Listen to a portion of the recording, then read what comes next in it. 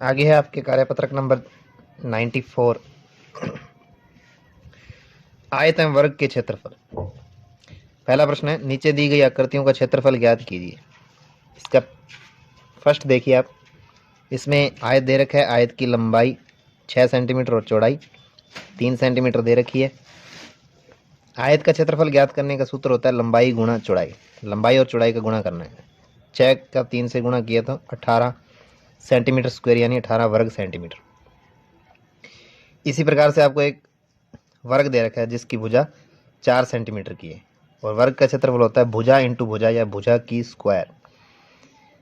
ठीक है, यहाँ भुजा 4 सेंटीमीटर है तो 4 सेंटीमीटर इंटू 4 सेंटीमीटर, 4 चौके 16 सेंटीमीटर स्क्वायर यानी 16 वर्ग सेंटीमीटर। तो ये 2 सवाल आपको करके दिए हुए हैं। नेक्स्ट देखिए प्रश्न संख्या 3, पहले का तीसरा प्रश्न देखिए।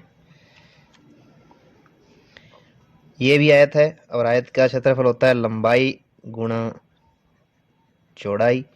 लंबाई देखिए यहाँ कितनी है 6 सेंटीमीटर और गुणा चौड़ाई कितनी है 2, 6 का 2 से गुणा किया तो 12 सेंटीमीटर स्क्वायर यानी 12 वर्ग सेंटीमीटर। इधर फर्स्ट का फोर्थ देखिए, क्षेत्रफल ये वर्ग है, वर्ग की भुजा दे रखी 3 सेंटीमीटर, वर्ग का क्षेत्रफल होता है भुजा इंटू भुजा, भुजा इंटू भुजा। और यहाँ पर भुजा दे रखी 3, 3 इंटू 3 कर देंगे, 3 तिया हो गए 9, 9 सेंटीमीटर स्क्वायर यानी 9 वर्ग सेमी। नेक्स्ट इसी का पांचवा देखिए, आगे है आयत जिसकी लंबाई है 5 चौड़ाई है 4। आयत का क्षेत्रफल होता है लंबाई गुणा चौड़ाई, ये सूत्र हो गया। लंबाई का मान रखेंगे 4 सेंटीमीटर 5 सेंटीमीटर और चौड़ाई का मान रख देंगे 4 सेंटीमीटर, 5 चौके 20 सेंटीमीटर स्क्वायर यानी 20 वर्ग सेंटीमीटर। इसी का छठा देखिए, क्षेत्रफल वर्ग है, ये वर्ग का क्षेत्रफल होता है भुजा इंटू भुजा, भुजा गुणा भुजा।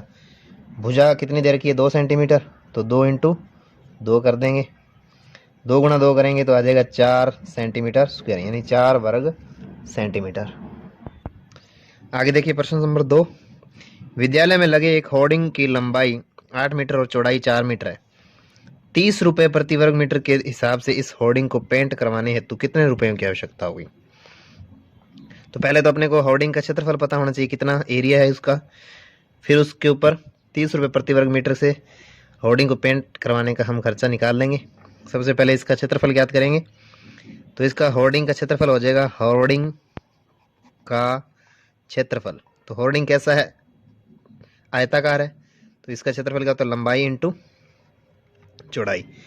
तो क्षेत्रफल आ जाएगा लंबाई है 8, चौड़ाई है 4, क्षेत्रफल आ गया 8 चौके 32 वर्ग सेंटीमीटर, वर्ग मीटर, मीटर में दे रखी लंबाई तो वर्ग मीटर। नेक्स्ट आपको कह रहा है कि 30 रुपये प्रति वर्ग मीटर, एक वर्ग मीटर का 30 रुपये खर्चा है, तो एक वर्ग मीटर पेंट का खर्चा कितना है,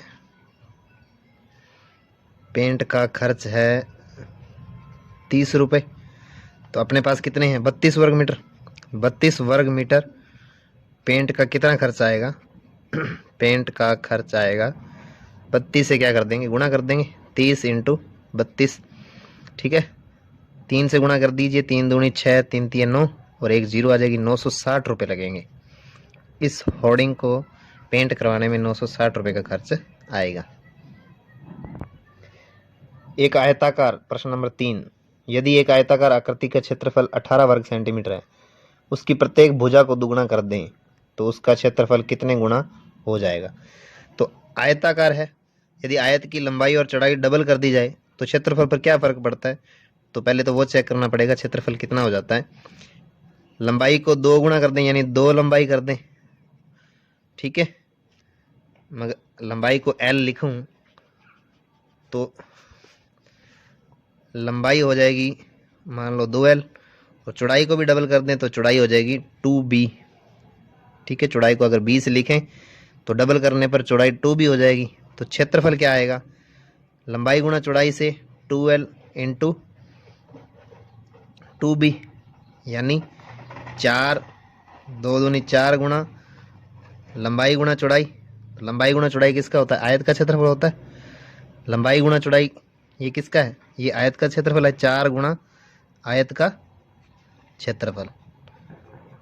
तो लंबाई और चौड़ाई को डबल करने पर क्षेत्रफल 4 गुणा हो जाता है।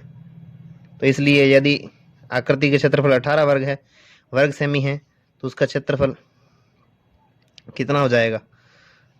4 गुणा हो जाएगा। 4 गुणा हो जाएगा मतलब 18 चौके 72। ठीक है, कितना आ जाएगा? 72 वर्ग सेमी। नया क्षेत्रफल कितना आ जाएगा? 72 वर्ग सेमी। चौथा प्रश्न देखिए, यदि एक आयत एक वर्ग के क्षेत्रफल बराबर है तो क्या उसके परिमाप भी बराबर होंगे? अपने उत्तर की उदाहरण सहित व्याख्या कीजिए। तो इसको उदाहरण सहित व्याख्या करने के लिए अपने एक उदाहरण ले लेते हैं। मान लीजिए आयत है जिसकी लंबाई 2 सेंटीमीटर है और चौड़ाई कितनी है? 8 सेंटीमीटर, और इसका क्षेत्रफल क्या हो जाएगा? 2 8 16 सेंटीमीटर स्क्वायर। और एक वर्ग ले लेते हैं जिसकी भुजा क्या है? वर्ग की भुजा मान लेते हैं 4 सेंटीमीटर है, तो इसका क्षेत्रफल भी क्या हो जाएगा? 4 इंटू 4 यानी 16 सेंटीमीटर स्क्वायर। तो एक आयत और एक वर्ग जिनके क्षेत्रफल समान है वो हमने उदाहरण के रूप में ले लिए हैं। अब इनका प्रश्न में क्या कहा गया? तो क्या उसके परिमाप भी बराबर होंगे? तो चेक कर लेते हैं इनके परिमाप बराबर होंगे कि नहीं। तो यहाँ आपने यदि निकालें आयत का परिमाप क्या आएगा? 2 गुणा लंबाई प्लस चौड़ाई। 2 गुणा लंबाई प्लस, आयत का परिमाप क्या होता है? 2 गुणा लंबाई प्लस चौड़ाई। तो 2 गुणा लंबाई प्लस चौड़ाई यानी 2 गुणा लंबाई है 2, चौड़ाई है 8, 8 और 2 कितने हो गए? 10। 2 इंटू 10 यानी 20 सेंटीमीटर। आयत को तो परिमाप आ गया 20 सेंटीमीटर। अब वर्ग का परिमाप निकाल लेते हैं। वर्ग का परिमाप क्या होता है? 4 इंटू भुजा। वर्ग का परिमाप होता है 4 गुणा भुजा। तो वर्ग की भुजा है यहाँ पर 4 सेंटीमीटर, तो 4 इंटू 4 हो जाएगा। 4 इंटू 4 कितना हो गया? 16 सेंटीमीटर। तो आयत के परिमाप बराबर हैं या नहीं? नहीं है, इसका आयत और वर्ग के परिमाप बराबर नहीं आएंगे। इसका परिमाप 20 आया था और इसका 16 सेंटीमीटर आया। ठीक है, अतः परिमाप बराबर नहीं होंगे। क्या होंगे? परिमाप बराबर नहीं होंगे। यदि क्षेत्रफल समान है तो परिमाप बराबर नहीं होते हैं। इसी के साथ कार्यपत्रक नंबर 94 होता है कंप्लीट। नेक्स्ट है आपके कार्यपत्रक 95 नंबर। इसमें आप त्रिभुज के क्षेत्रफल के बारे में सीखेंगे। पहला प्रश्न दिया हुआ, नीचे दिए गए ग्रिड पेपर पर बने त्रिभुज को आयत में बदलकर त्रिभुज का क्षेत्रफल ज्ञात कीजिए। तो आयत में बदलकर, आयत का क्षेत्रफल आपको पता है अभी लंबाई इंटू चौड़ाई होता है, उसी से हम त्रिभुज के क्षेत्रफल निकालेंगे। तो त्रिभुज का जो क्षेत्रफल होता है वो आयत के क्षेत्रफल का आधा होता है। उसी आयत के क्षेत्रफल का क्या होगा? आधा होगा। इसका उपयोग करते हुए हम एक सूत्र भी बनाएंगे। तो इसमें पहला प्रश्न दे रखा है, देखिए एक सॉल्व करके दे रखा है। दूसरा प्रश्न अपने करते हैं।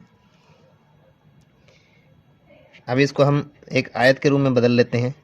तो इसके आयत में बदलने के लिए इसके यहाँ एक लाइन खींच देते हैं और इसको इधर से ऐसे मिला देते हैं। तो दोनों तरफ से डॉट डॉट लाइन से मिला दीजिए, तो ये एक आयत बन गया। अब इस आयत को नाम दे दीजिए, चाहे ए बी सी और डी नाम दे दो।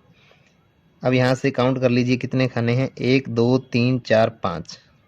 ठीक है, तो ये 5 इकाई है इधर, ये 5 इकाई है। इधर कितने हैं? 1 2 3 4 5 और 6। इधर कितने हैं? 6 इकाई हैं। तो इसको हल करने के लिए लिखेंगे आयत ए बी सी डी का क्षेत्रफल। आयत ए बी सी डी का क्षेत्रफल। आयत ए बी सी डी का क्षेत्रफल किसके बराबर होता है? लंबाई इंटू चौड़ाई के। तो ये लंबाई, ये चौड़ाई। ठीक है, चाहे इसको मान लो लंबाई, इसको मान लो चौड़ाई, यानी ए डी गुणा सी डी। ए डी गुणा सी डी लिख सकते हैं। यहाँ से आपके पास क्या आ जाएगा? 6 इंटू 5, और 6 इंटू 5 कितना हो गया? 30 वर्ग इकाई। कितना हो गया? 30 वर्ग इकाई। 30 वर्ग इकाई हो गया। तो अब निकालेंगे त्रिभुज का क्षेत्रफल। त्रिभुज किसका? ए सी डी का। त्रिभुज ए सी डी का क्षेत्रफल, जो त्रिभुज का क्षेत्रफल होगा वो आयत के क्षेत्रफल का आधा होगा, यानी आधा किसका? आयत के क्षेत्रफल का। आयत का क्षेत्रफल, ठीक है। तो आयत का क्षेत्रफल यानी 1/2 ए डी गुणा सी डी था, और इसको क्या लिख देंगे? 1/2 ए डी। ए डी कितनी थी? 6 इंटू सी डी कितनी थी? 5। तो 2 से 6 को काटेंगे तो 3 बार, और 5 दिए 15। 15 वर्ग इकाई, ठीक है। इकाई दे नहीं रखी इसलिए सीधा इकाई लिख रहे हैं, 15 वर्ग इकाई। तो आप डायरेक्ट भी दे सकते हैं, 30 का आधा 15। और नेक्स्ट देखिए, आगे जो तीसरा प्रश्न है इसमें देखेंगे, इसको हमने ऐसे यहाँ से मिला दिया डॉट डॉट लाइन से, इसको आयत बना दिए इस त्रिभुज को। अब आयत बना दिया और इसके खाने गिन लीजिए, ये 7 हैं और इधर से 4 हैं, इधर यहाँ 6 हैं और ये 7 हैं। तो इस प्रश्न को पहले करते हैं। तो इस त्रिभुज का क्षेत्रफल क्या होगा? पहले ही निकालेंगे आयत का क्षेत्रफल, फिर उसका क्या कर देंगे? आधा। यानी लिखेंगे आयत पी क्यू आर एस का क्षेत्रफल। वो होता है लंबाई गुणा चौड़ाई। लंबाई ये है, चौड़ाई ये है, इधर मान लीजिए चौड़ाई। तो लंबाई हो गई आपकी एस आर इंटू चौड़ाई क्या होगी? Q R. और इसको लिख देंगे एस आर कितनी है? 4, क्यू आर कितनी है? 7। तो ये हो गए 28। कितने हो गए? 28 वर्ग इकाई। 28 वर्ग इकाई हो गया। अब इसी से त्रिभुज का क्षेत्रफल निकालना है। त्रिभुज किसका? क्यू एस आर का। क्यू एस आर का क्षेत्रफल तो निकालेंगे, तो ये क्या लिखेंगे? आधा किसका? आयत के क्षेत्रफल का। आयत का क्षेत्रफल, और आयत का क्षेत्रफल क्या था? आधा into S R into Q R, ठीक है। आधा इंटू एस आर कितनी थी? 4 इंटू क्यू आर कितना? 7। 2 से 4 को काटेंगे 2 बार, कट जाएगा, 2 दूनी 4 होते हैं, तो बच गए 2 इंटू 7 बच गए। 2 इंटू 7 कितने होते हैं? 14 वर्ग इकाई। 14 वर्ग इकाई, ठीक है। इसी प्रकार से इस फोर्थ क्वेश्चन को हल कर लेते हैं। फोर्थ में देख लीजिए, आयत ई एफ जी एच का क्षेत्रफल। आयत ई एफ जी एच का क्षेत्रफल क्या लिखेंगे? लंबाई इंटू चौड़ाई, जी एच इंटू ई एच। जी एच गुणा ई एच। आप देख सकते हैं जी एच कितना है? 6, ई एच कितना है? 7। तो कितना आ गया? 6 7 42 वर्ग इकाई। 42 वर्ग इकाई आ गया। अब हम क्या करेंगे? त्रिभुज का क्षेत्रफल निकालेंगे। त्रिभुज का क्षेत्रफल क्या आएगा? त्रिभुज का क्षेत्रफल इसके क्षेत्रफल का आधा आएगा। त्रिभुज कौन सा है? ई जी एच का। त्रिभुज ई जी एच का क्षेत्रफल वो क्या आ जाएगा? 1/2 इंटू आयत का क्षेत्रफल, यानी आयत के क्षेत्रफल का आधा, आयत का क्षेत्रफल। तो यहाँ से क्या बनेगा? 1/2 आयत का क्षेत्रफल कितना? जी एच इंटू ई एच। जी एच गुणा ई एच, और जी एच ई एच कितने हैं? जी एच है 6 और ई एच है 7। यहाँ से 6 कट जाएगा 2 से 3 बार, तो बचेगा 3 इंटू 7। 3 इंटू 7 कितना होता है? 21 वर्ग इकाई। तो इतने उदाहरणों के बाद देखने के बाद हमें पता चलता है कि जो त्रिभुज का क्षेत्रफल होता है वो आयत के क्षेत्रफल का आधा होता है। और यदि हम इस त्रिभुज के अंदर मान लीजिए इसको आधार माने और इसको ऊंचाई माने, या इसमें देखें इसको आधार और इसको ऊंचाई माने, तो या इसको आधार मान लो, इसको ऊंचाई मान लो, एक आधार हो गया, एक ऊंचाई हो गई। तो त्रिभुज का क्षेत्रफल का सूत्र क्या बन जाएगा? सूत्र बन जाएगा त्रिभुज का क्षेत्रफल, वो आपका बन जाएगा 1/2। आधा करते हैं, और ये होता है आधार, ये होती है ऊंचाई, ठीक है। तो 1/2 आधार गुणा ऊंचाई सूत्र अपने को यहाँ प्राप्त होता है। तो ये समझ आपको विकसित करनी है। इसी के साथ कार्यपत्रक 95 होता है कंप्लीट। त्रिभुज का क्षेत्रफल 1/2 आधार इंटू ऊंचाई।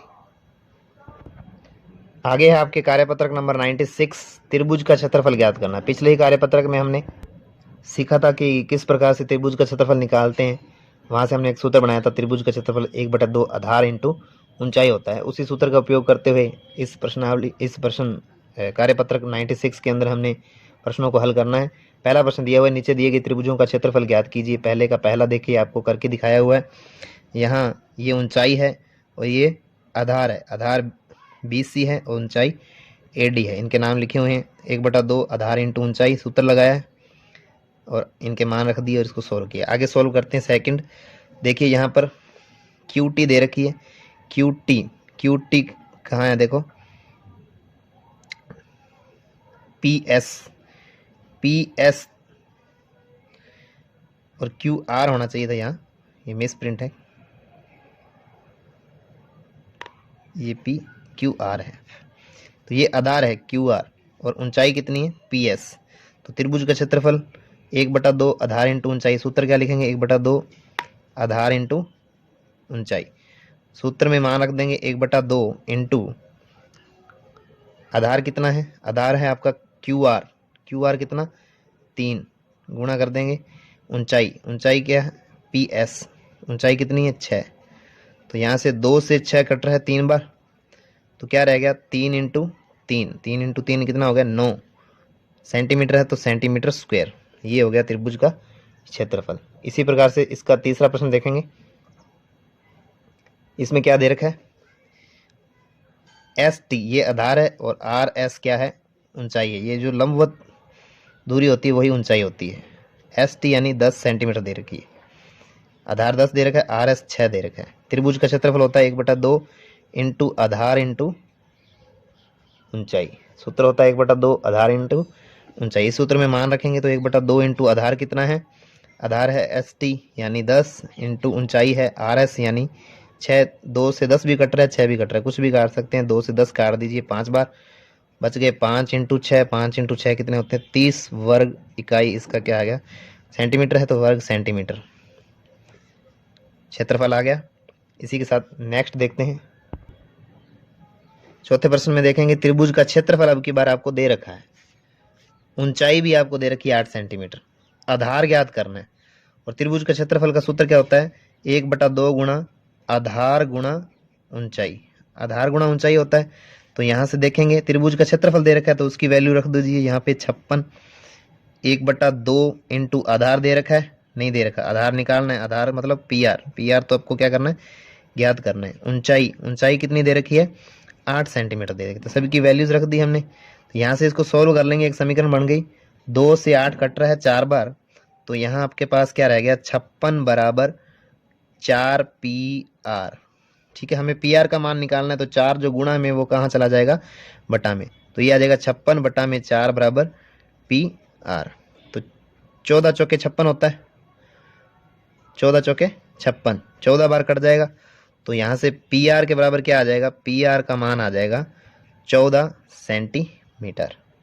इस प्रकार से चौथा प्रश्न भी हम देखेंगे। चौथा प्रश्न देखिए, इसमें भी त्रिभुज का क्षेत्रफल दे रखा है, आधार दे रखा है, ऊंचाई ज्ञात करनी है। अब की बार ऊंचाई ज्ञात करनी है, पिछली बार हमने आधार ज्ञात किया था। ठीक है, त्रिभुज का क्षेत्रफल का सूत्र होता है 1/2 आधार इंटू ऊंचाई। इस सूत्र में हम मान रखेंगे, सूत्र आपको याद होना चाहिए। इस सूत्र में त्रिभुज का क्षेत्रफल कितना दे रखा है 250, इसकी जगह 250 लिख दिया, बराबर ये वाला 1/2 ये वाला सूत्र वाला, और आधार आपकी बार दे रखा है 50, यहाँ से लिख दिया। और ऊंचाई आपको अभी ज्ञात करनी है, ऊंचाई यानी PR लिख दो, चाहे ऊंचाई को ऊंचाई रहने दीजिए, आपको ऊंचाई ज्ञात करनी है। 2 से 50 कट रहा है 25 बार, तो 25 से काट दिया, तो आपके पास क्या रह गया 250, इधर बच गया 25 गुणा ऊंचाई। आपको ऊंचाई निकालनी है, तो जो 25 गुणा में है वो कहाँ चला जाएगा, बटा में चला जाएगा। तो 250 के बटा में क्या आ जाएगा, 250 के बटा में क्या आ जाएगा, 250 के बटा में ये 25 आ जाएगा, बराबर क्या रह जाएगी ऊंचाई। ठीक है, तो यहाँ से 25 से 10 बार कट जाएगा, तो ऊंचाई का मान कितना आ जाएगा, ऊंचाई बराबर आपके आ गया 10 सेंटीमीटर। इसी के साथ कार्यपत्रक 96 होता है कंप्लीट। शुरू करते हैं अगला नंबर 16 पेज संख्या 121 पर। पहला प्रश्न, एक गिलास 75% भाग पानी से भरा हुआ है, अर्थात गिलास के कितने भाग में पानी है। 75% में भरा हुआ है, 75% हटाएंगे तो बटा में 100 लगाएंगे और इसको अगर 25 के पार से काटे तो 25 दिया 75, 25 चौके 100, यानी 3/4 भाग इसका पानी से भरा हुआ है। नेक्स्ट देखिए प्रश्न संख्या 2, एक दुकानदार जूतों पर 20% की छूट देता है तो 500 रुपये वाला जूता कितने में मिलेगा? 20% छूट दे रहा है, 500 का 20% यानी 500 गुणा 20 बटा में प्रतिशत हटाएंगे तो 100, 20% निकालना है तो 20/100, 2 जीरो से 2 जीरो काट दीजिए, 20 पंजे 100, तो 100 की छूट दे रहा है। ठीक है, 100 रुपये की क्या है छूट दे रहा है, तो 500 का जूता कितने में मिलेगा? तो 400 रुपये में मिलेगा।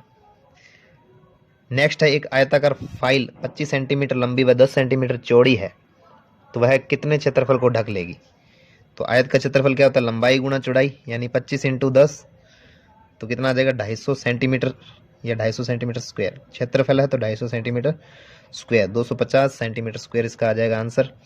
चौथा प्रश्न है, समकोण त्रिभुज का क्षेत्रफल जो होता है वो आयत के क्षेत्रफल का आधा होता है। ये पूरा आयत है और इसका आधा कर दें तो त्रिभुज का क्षेत्रफल आता है, तो आयत के क्षेत्रफल का आधा, ऑप्शन नंबर 1 हो जाएगा। अगला प्रश्न है, एक वस्तु को 330 रुपये में बेचने पर 10% का लाभ होता है, तो क्रय मूल्य ज्ञात कीजिए। तो मान लीजिए क्रय मूल्य 100 है, मान लीजिए क्रय मूल्य कितना है, माना क्रय मूल्य 100% है, क्रय मूल्य 100%, खरीदा तो वो मतलब मूल वैल्यू जो थी 100% थी। ठीक है, उसके बाद उसने 10% लाभ को बेच दिया, उस खरीदी जो क्रय की थी वस्तु उसको 10% के लाभ पर बेच दिया, यानी 110% में बेच दिया। लाभ या विक्रय मूल्य लिख दीजिए, विक्रय मूल्य कितना हो जाएगा उसका? 110%। ठीक है, और प्रश्नानुसार 110% की वैल्यू दे रखी है, ये विक्रय मूल्य तो दे रखा है 330 रुपये बेचने पर मतलब विक्रय मूल्य, प्रश्नानुसार विक्रय मूल्य कितना है? 330 है, अर्थात 110% किसके बराबर है? 330 के बराबर है। तो 1% किसके बराबर है? 330 बट्टा में चला जाएगा 110, और हमें तो 100% चाहिए, हमें चाहिए क्रय मूल्य, क्रय मूल्य कितना? 100%, तो हमें तो 100% चाहिए, तो 100% निकालना है, तो 100 से क्या कर देंगे?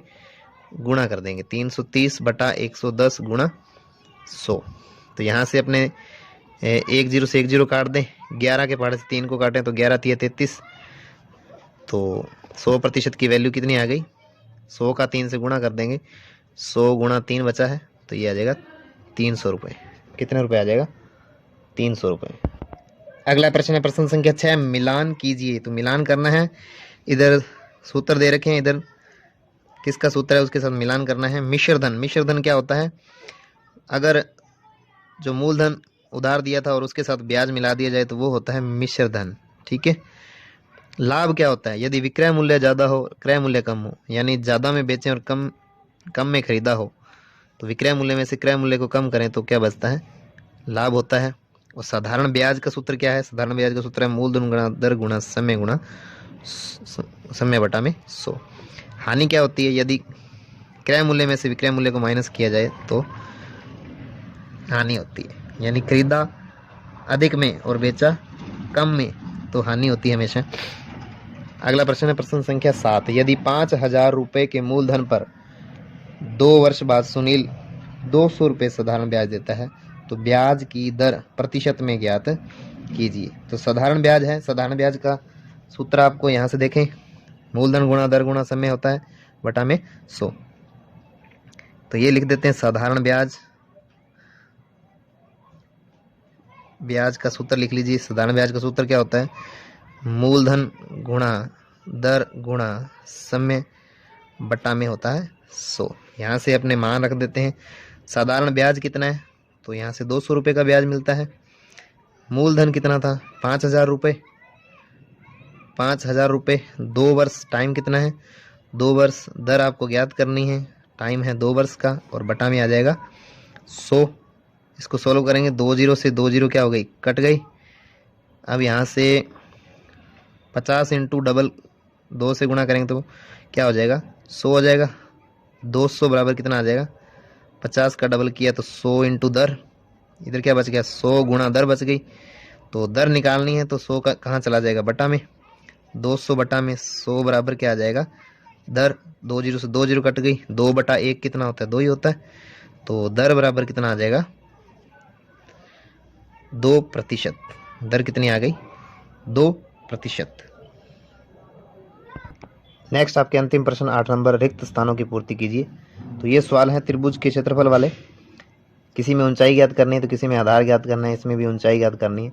तो इन सवालों को कैसे हल करना है वो देखिए यहाँ पे। ये पहला प्रश्न है, इसमें आपको क्षेत्रफल दे रखा है 87, क्षेत्रफल 87 दे रखा है। 1/2 गुणा, त्रिभुज का क्षेत्रफल क्या होता है, 1/2 गुणा आधार इंटू ऊंचाई। 1/2 गुणा आधार आपको 15 दे रखा है, ऊंचाई आपको ज्ञात करनी है। ठीक है, तो 15 का 1 से गुणा किया तो 15/2 हो गया, गुणा ऊंचाई और बराबर 87 है। तो यहाँ से ऊंचाई ज्ञात करनी है तो 2 ऊपर गुणा में हो जाएगा और 15 कहाँ चला जाएगा, बटा में चला जाएगा। जो बटा में है वो गुणा में चले जाएंगे, जो गुणा में है वो बटा में चले जाएंगे।